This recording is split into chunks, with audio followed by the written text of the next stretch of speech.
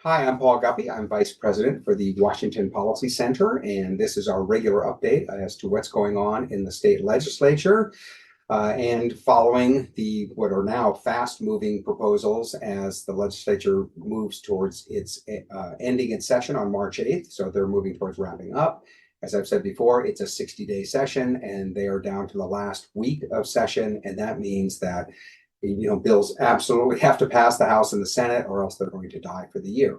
So the update is I will be giving an update on the popular initiatives that have been sent to the legislature, and then the two other big items that remain are adding a supplemental budget. I'll provide details on that, I think, the next time we talk, and then also a transportation funding is also coming up.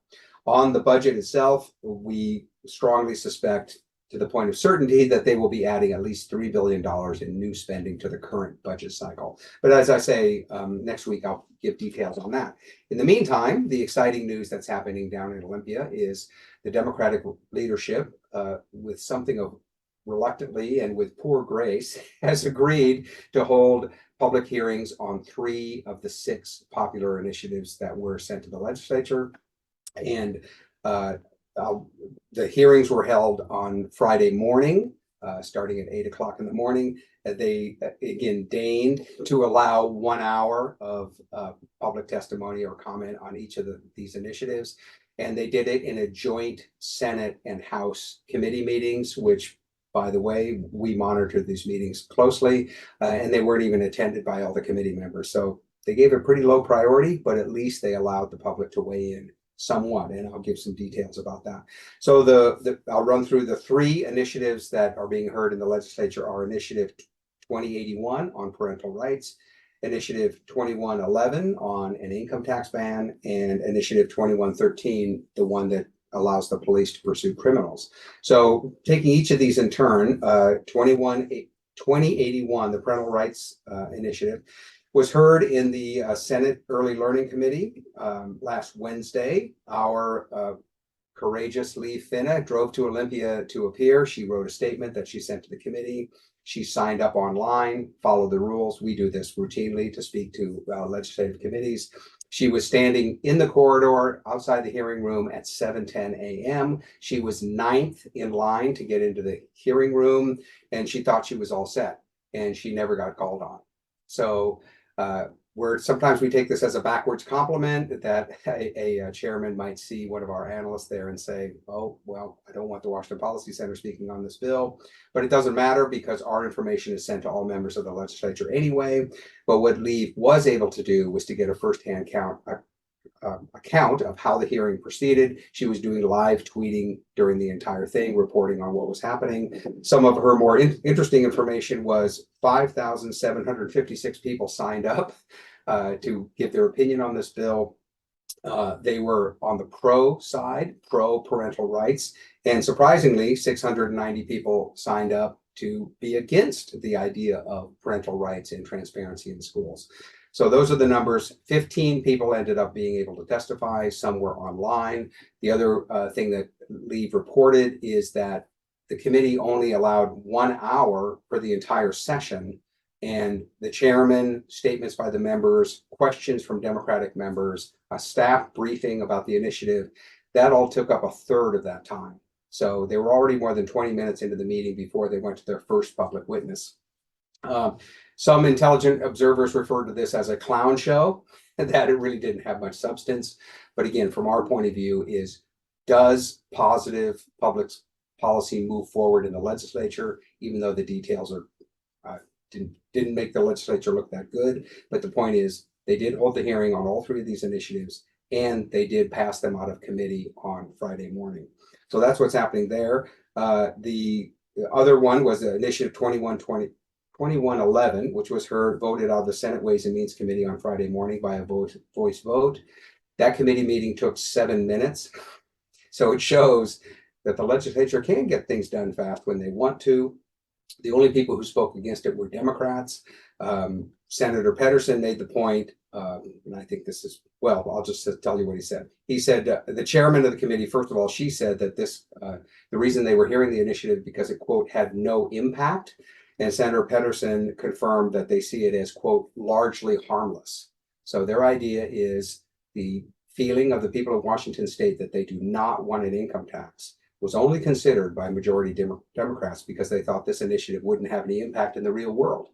Well, if the result is, yes, we have no income tax, that's good news for everyone. But their concern was whether it would affect the capital gains income tax. There's another initiative to repeal that. They have refused to hear it entirely. Nobody gets to speak on that. And instead, that will be on the ballot in November. So then Senator Pedersen will get to see whether it's, quote, largely harmless or not, or whether the people actually get to have their voice heard. And again, that happens in November.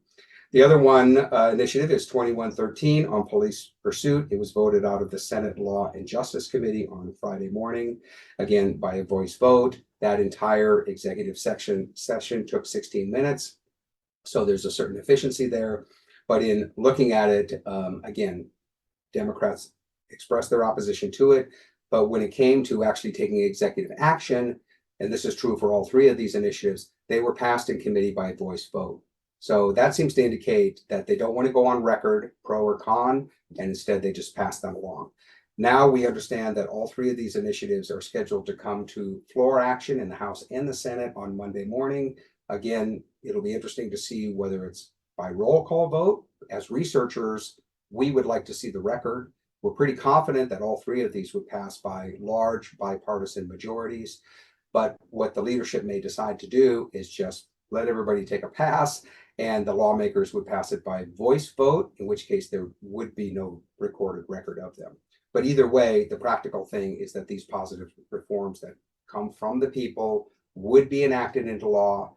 Being popular initiatives, they do not require the governor's signature. I'm confident that if the income tax ban came before Governor Inslee, if he could, he would veto it. He has indicated there's pretty much no tax that he doesn't support. And in his 12 years as governor, he has increased taxes again and again. The initiatives that they are not hearing involve three taxes that Governor Inslee has signed enthusiastically. And those are the repeal of the capital gains income tax, repeal of the carbon tax, sometimes called the hidden gas tax, it's an energy tax, and the long-term care opt-out, where every worker would be allowed to choose whether he wants to be part of the long-term care program or not. And all three of those, the Democrats have said, these affect money going to the state.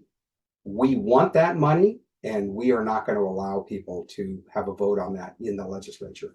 Under our Constitution, that means the People's Initiative goes directly to the ballot, and there will be a major campaign over the summer and the fall on those three initiatives.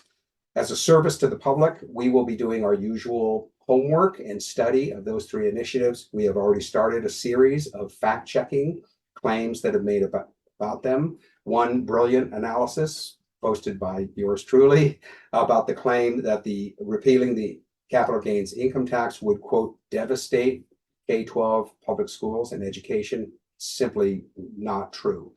If that initiative passes, there will be no reduction in education spending at all. In fact, the rate of increase will continue.